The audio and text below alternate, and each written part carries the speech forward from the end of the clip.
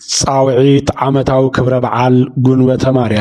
ማርያም ደብረ ሰቁርቲ ጥንታዊት ገዳም ማርያም ደብረ ሰቁርቲ ካብቶም ኣብ ትግራይ ዝርከቡ ጥንታዊ ገዳማትን ኣድባራትን ቅድሚት ትስራዕ ማርያም ደብረ ሰቁርቲ ካብታ ሕምብርቲ ተንቤን ዝኾነት ከተማ ዓብይ ዓዲ ንዓንፈት ምብራቕ ሩባ ጣንቋ ተሻጊርካ ኣብ ዝባን እምባ ገማግም ማይሎምን ትርከብ ኮይና ብኣንፈት ምብራቕ ዕጹብ ቤተ ክርስቲያን እንዳ መድኃኔ ዓለም ጎቦ ማሕባን ብደቡብ እምባ ጸለረ ብሰሜን ጥንታዊ ገዳም አቡነ ሳሙኤል ማርያም ደብረ ሰቁርቲ ኣብ መንደር ትውልዲ ንግስተ አዝየብ ወይ ድማ ንግስተ ሰባ ዝተመስረተት መስዋዕተ ኦሪት ይፍጸመላ ዝነበረት ጥንታዊት ቤተ ክርስቲያን ኮይና ድሕሪ ልደተ ክርስቶስ ድማ ካብቶም ጥንታዊት ገዳማትን አድባራትን ብዕድመ ዝበለጸትን ቀዳመይትን ከም ዝኾነት ዝንገረላ እያ። ማርያም ደብረ ሰቁርቲ ከምኒ አቡነ ጴጥሮስ አቡነ ሳሙኤል ደብረ ሃመልማል ጣንቋ ዝበሉ ቅዱሳን አቦታት ዝተወለዱላ አባ ሲኖዳን ከምኡውን አቡነ ሳሙኤል ዘዋልድባ ዝበሉ ብዙዓን ቅዱሳን አቦታት ዝተቀደሰትን ዝተወደሰትን ብዙሓት ሊቃውንትን መነኮሳትን ይነብሩላ ዝነበረት ታሪካዊት ቤተ ክርስቲያን እያ። ማርያም ደብረ ሰቁርቲ ኣብ ዙርያ ብርክት ዝበሉ ዝተፈላለዩ ሕማማት እናፈወሱ ዝርከቡ ከምኒ አቡነ ጴጥሮስ፣ ቅድስት አርሴማ፣ ኪዳነ ምሕረት ዝበሉ ማይ ጸሎታት ይርከብዋ። ከምኡውን ጥንታዊ ገዳም አቡነ ሳሙኤል እንዳ ሚካኤል ጣንቋ ቤተ ክርስቲያን እንዳ ቅድስት አርሴማ ምስ ንግስተ ሰባ ከም ዝተወለደ ዝንገረሉ ፍላይ መንታዓ ዝኾነ ሓዋ አጋቦስ ዝዓበየሉ ጸፍጸፍ እናተባሃለ ዝጽዋዕ በዓትን ብርቋቁና እናተባሃለ ዝጽዋዕ መሐመስን ኣብ ዙርያ ካብ ዝርከቡ ብዙሓት ሓድግታት ተጠቀስቲ እዮም። ከምኡውን ዕጹብ ቤተ ክርስቲያን እንዳ መድኃኔ ዓለምን ማይሎሚንን እውን ኣብ ሕቑፍኣ ዝርከቡ እዮም። ካብዚ ብተወሳኺ ማርያም ደብረ ሰቁርቲ እታ ፍልጥቲ ናይ ኢትዮጵያ ናይ መጀመርያ ንግስቲ አዜብ ወይ ድማ ንግስተ ሳባ ከምኡውን ወዳ ቀደማዊ ምኒልክን ዝተወለዱላ ዓዲ ዓውሒ ምትኳስ መስቀል እናተባሃለ ዝጽዋዕ መንደር ዝርከበላ ታሪካዊት ቦታ እያ። ማርያም ደብረ ሰቁርቲ ዘለዋ ታሪካዊ ትሕዝቶን በዝሒ ሓድግታትን ገሊጽካ ዘይውዳ ተፈጥራዊ አቀማምጣን ጽባቐን ድማ ርኢኻዮ ዘይምነው ቀልቢ ውሽጢ ዓድን ወፃእን አጋይሽ ዝስሕብ እዩ። ዓመታዊ ክብረ በዓል ማርያም ደብረ ሰቁርቲ ጉንቦት ሓደ ጉንበተ ማርያም እዩ። ማርያም ደብረ ሰቁርቲ ንብዙሕ ዓማዒት ዓመታት ልክዕ ከም አክሱም ጽዮን ካብ ዝተፈላለዩ ከባብታት ኢትዮጵያ ተኸተልቲ ሃይማኖት ኦርቶዶክስ ዝኾኑ ምእመናትን ኣብ ዓመታዊ ክብረ በዓላ ጉንበተ ማርያም እናተረኸቡ የኽብሩ ከም ዝነበሩ ኣብቲ ገዳም ዝርከቡ ጥንታዊ ናይ ብራና መጽሓፍቲ ገድላ አቡነ ጴጥሮስን አቡነ ሳሙኤልን ይገልጹ። ይኹን እምበር ብዝተፈላለየ ምኽንያት ዓመታዊ ክብረ በዓላ ተዳኺሙን ደብዚዙን ዝጸንሐ ማርያም ደብረ ሰቁርቲ ሎሚ ናብቲ ናይ ቀደም ናይ ጥንቲ ዝናኣን ክብራን ተመሊሱ ዓመታዊ ክብረ በዓላ ብድሙቕ ኩነታት ንክኽበር ምእመናንን ሰበካ ጉባኤን ማርያም ደብረ ሰቁርቲ ዝተፈላለዩ ምድለዋት እናገበሩ ከም ዝርከቡ ይገልጹ። በስመ አብ ወወልድ ወመንፈስ ቅዱስ አሐዱ አምላክ አሜን። ዘላለም ሥላሴ ተባረከ ይሁን። ዘኸበርኩም ህዝበ ክርስቲያን ተኸተልቲ እምነት ክርስትና ናይ ተዋህዶ ቤተ ክርስቲያን ዝኾንኩም ሐዚ ንርከበሉ ቦታ ኣብ ደብረ ሰቁርቲ ቅድስት ማርያም ኢና። መጀመርያ እንኳ ናብ ብርሃነ ትንሣኤ በሰላም አብጽሕና። በመቀጻል ትዝሪቡና ዘለኹም ኣብ ደብረ ሰቁርቲ ቅድስት ማርያም እዛ ቤተ ክርስቲያን እዚኣ ጥንታዊት ቤተ ክርስቲያን መስዋዕት ኦሪት ተሰወላ ማለት ቅድሚ ልደተ ክርስቶስ ናይ ኦሪት መስዋዕትና ተሰወላ ዝነበረት ቤተ ክርስቲያን እያ። ካብ ኣብ ትግራይ ዘለዋ ኣብያተ ክርስቲያናት ቀዳሚት ቤተ ክርስቲያን ይብላ ማለት እዩ። ትቅድስና ድማ ከም ኢየሩሳሌም ይብላ ሞ ኢየሩሳሌም ምድራዊት ዘይኮነትስ ኣብቲ ገድሊ ከም ዝገልጾ ከም ኢየሩሳሌም ሰማያዊት ዝብላ ማለት እዩ። ዳግማዊት አክሱም ምዃና ምስ አክሱም ምዃና እያ ትግለጽ ማለት እዩ። ከምቲ ዝበልክዎ ከም ኢየሩሳሌም ሰማያዊት ስለ ዝብላ ለአክሱም ምኻድ ማለት ላብ ሰቁርቲ ምኻድ ማለት እዩ። ጽላት ከምጻ ዝኻለውን ንግስተ አዜብ ኣብ ሰቁርቲ ተወሊዳ ንግስተ አዜብ ለምኒልክ ወሊዳ ምኒልክ ድማ ለጽላት ናብ ምድረ ኢትዮጵያ ብዝበለጸ ደማና ናብ ምድረ ትግራይ ክትመጽእ ዝገበረት ካብዚ ተላዒሉ እዩ እሞ እዚ ቦታ እዚ ቅዱስ ቦታ ምዃኑ ካልኦት ቅዱሳን እውን ዝዓረፉሉ እዮም። ከምነ አቡነ ጴጥሮስ ከምነ አቡነ ኤዎስጣቴዎስ ከምነ አባ ሳሙኤል ኣብዚ ቦታ እዚ ባሪኾም ቀዲሶም ዝኸዱ እዮም እሞ ነዚ ቦታ እዚ ነዚ ቅዱስ ቦታ እዚ ተኻፈልቲ ንኽትኾኑ ኣብቲ በዓሉ መጽኢኹም ንክትሳተፉ በአኽብሮት ንዕድም አውዙና ልደታ ደማ ጉነተ ማርያም ዘዓውይ በዓል ልደታ ተወለደት ልሜታችን ዓውይ በዓል እዩ መትክክል እዩ ይዛጋደው ለዩ አው ግን ለኹም በቲ በወጻይ የማን ጸጋም ለኹም ወለቲ ግን ልህትራዱ መጽኢኹም ጸበልክስ ክትላኸፉ ላይ ለና እዩ ያቁመልና አምላክ በስመ አብ ወወልድ መንፈስ ቅዱስ አሐዱ አምላክ በስመ አብ ወወልድ ቅዱስ አሐዱ አምላክ ዘላለም ሥላሴ ይኩን ተቀደሰ ሙያውን ህና ኣብ ደብረ ስዑርቲ ይኾንና ጥንታዊ ተወለድቲ ታወትና ሒና ንቅመጥ ለና ነበርትና ይኹንና ሙትከ ነገር ኣብዛውት እዚ እስመይዚ ኩሎም እንብርተ ተርቢየን ሙላድ ተንቢያ ቀዳመይ ታወትና እዚኣ ምዃና ግን ኣብዚ ሕና ሃለና ግን ታታወዚያ ኩሉ ንፈልጣ ምዃኑ እዩ ሙትከ ነገር ንሕና ግን ኣብዚ ኮይና ግን ኣብዚን ዛው ታወትና ንቅመጥ ነብር ለና ኢና ዛታወዚያ ደማና ሕና ዓባይ ታወትና ለኩሉ ማለት የተቀደሰ መስዋዕቱ ኦሪት لتبيع ذي أيا اسمه خصوم لتوادى دارت ومتخذ تولدت مالتي يامو وانو نجر تعينا جن هنا جن لا تعوذ ذي أجن تخكى نجر لهم حواتنا يما تجمع خونكو أو قرء هنا أو قرب لهم أو قرب لهم حواتنا جن كتتحاورون إلى لنا أو ذي هنا جن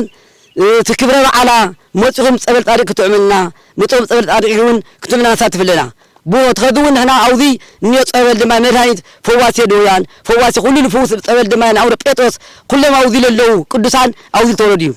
لاون بيتوس لاون ساتيوس لا بس يندا كل ما عوضي تولد لو مالتي عوضي انتوا مسرت عوضي نمرت يتاوتنا ما عوضي النمر قدام عوي قدامنا 6-7 البعال ملكوتان يوم اليوم خذون تخق توقف قلنا خذون هنا خذ عواتنا يما تقام لهم جن أو ذي متيخم أو قرء أو قبل لهم جن كتتحاورنا هنا حال عوي بروجت سلال حسنا نهدري تاوتنا عوي بروجت سلال حسنا جن يما تقام لهم كنا حواتنا لهم دماناي تساتف كتقولنا عنا وذي نزغ آخر لنا بكبري بسم الله وولد ومنفس قدوس أحد أملاك بسم الله وولد ومنفس قدوس أحد أملاك بسم الله وولد ومنفس قدوس أحد أملاك العالم سلاسة يكون نحنا ياو تولدتي عبد دورة سقورت زنبر كائنات ويهزي تكالله مالتيو إننا البرهانة تنسائل رأي البرهانة تكون بسلام يعني إن أملاكم إن نحنا نولو ياو أو ظلهم تولد كلهم بعال دلتا سلالاتنا نحنا جن حدا بروجيت ولا حاسلة حسبنا محضر تاوت حسبنا جن تحاورنا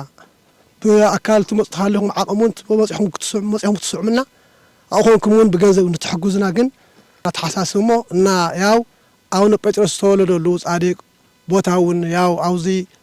هندي لفوز همومان خلو زي سكاو كالشيدان زي عارقولو زي عمطولو بوتا زلو مالتي أو نبترس أو نأستاتيوس أو نساميل أباس فيلودا زلو عدو كرسان مخانو تبوتا تفلاتيو إنها تعيوزي جين عدد نقستا أزيب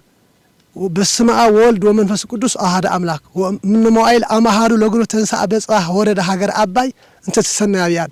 اسمه وركتي إتي كما إرسالم سماويت وهي تولد أهيا أبي كيس زسوم أنقاو ولدتني بهم ساوكلو تو 500 عامت عامتكن بور هدار بأسرت مال تولد أروس لوميناي وسمع لإتي أبيجا ومثله تولدت بمانتا أوتون قصها أزيب وله كل يوم بفقد እግዚአብሔር ወቱን አርዮ ኮነ ስዩመ ተንቤን ወትግራይ ወሐማሴን ወአጋሜ ወእንደታ እስካሊዋ ወስከ ምጽዋ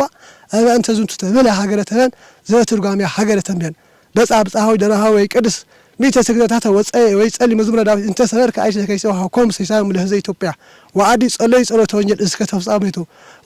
ወሰውሃ መጻ ቅዱስ ሚካኤል ቅዱስ ሚካኤል ቅዱስ ቅዳሴ ለማርያም ወሎ ለወሉ ዞርፉ አይል አስተዳሉ ለነ ኩሉ ገሮ ማስራ አስራው ምጹ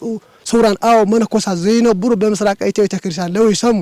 ለሶተኩነ ወቦ አውነ ብጻይ ማር ሳሙኤል ቅዱስ ቅዳሴ ጎሳል ቤ ቃል ሰናይ ጎሳል ቤ ቃል ሰለስተ ጊዜ ወዙን እለ ነብሩ በኢትረት ብርሃን ባህታዊ ወጸለይ ጸሎተ ስራ ተዋረኩም ለአው እንዘይብል እግዚአብሔር ይሃሉም ስለኩሙ ወሆር በመከራተም ህዝ ስራ እንደ በሰላም በረከቱ ይሃሉም ስለኩነ ዘክሳር ይልሞ እናታ ይዚ ቶም ዝኖሩ ቅዱሳን ቦታ خذ نحنا عاوزين برسات جن ناي نشتي عقب سنتين لكن أولهم قرار زلهم تولدت جن لبوتاهم تحجزنا نسلن دالي عاوزي نقر حسابنا مو بسلام يحفظ منا. قدام دا مريم دبر سقورتي إنا نركب دبر سقورتي ما نمسك كله بزفلطة نالوا ديت فلطة عليهم كاب كتم يعدي كام ما يلمين 10 كيلومتر رحق الكاتركب لا أنفت نورعيا هذا نركول ذلنا أو ذا قدام تنتاو قدامي دا مريم سقورتي هنبل كلنا تنتاوي تبيت كريستيان تنتاوي هزود ناي أوريت موكل ذلوا بيت كريستيانيا همتو اللي كاونتنا قالت وطنحو بركت لبلد ሊቃውንትታት ዝፈረየሉ ለአቡነ ጴጥሮስ ለንግሥት ሳባ ወንግሥት አዜብ ምስፍላይ ማንታ ምስትገበል ዝተወለድሉ ለአቡነ ጴጥሮስ መድኃኒት ኮይኖም ሕዝውን ክሳብ ከዝና አገልግሉ ጸንሑ ሕዝውን ያገልግሉ ዘለው ጽቡቕ ጸበል ፈዋስ ለሆነ ጸበል ተፈጠረሉ ታው عد عوح توالي الفطرون لقلتون خبابنا أنيو ناي نقص سارة تولدت لبتايو سلذي نقص سارة كنقول كلنا كافتن بير أبي عدي سقورتي دبر سقورت قدام توليدا أخصمون لعل سالاسة حدا عمد خيدا لنقصة الليو سلذي كلها أنا وذلنا فوتوتي تنبينكم هذا كريستيان تقرأ لا ذا هلا خلي خا ويكون أو يستعد ذلها ماتيها قنات حدا خلتش عن 10 شوعتن بعلى ثلاث خونه سوالون أذاق جناس اللي ذلنا ماتيها سوال طريق نخلكف بشم سواك أقوى دبر سقورتن بشم هذا سقورتن طاوعتنا نقرب زيت مصر صارت أفضل لهم ما هنكون دمي بركة صادق نركب لنا طول دمه أما كرشة مالتي عامهم مستقرة مسرت أفضل لهم ما هنكم ذات بركة هون اللي الناس تهون اللي يلكم الحسوكم مرمى بذلكم ختلوه تحققوا كحب ريفتو تروى هذا لهم تاجدام ناجن بهفت فترة بذريعة قوتات تمارجات تركب بيت كريستيانية كلنا فتوتي دبر سقورتي زخنا فتوتي ميتاكن زخنا ماتيهم قنوت حدا خلتش عن 10 شوعتنا عم تمرت سبل ختلاخو صاوعتنا لعرو يعني اللي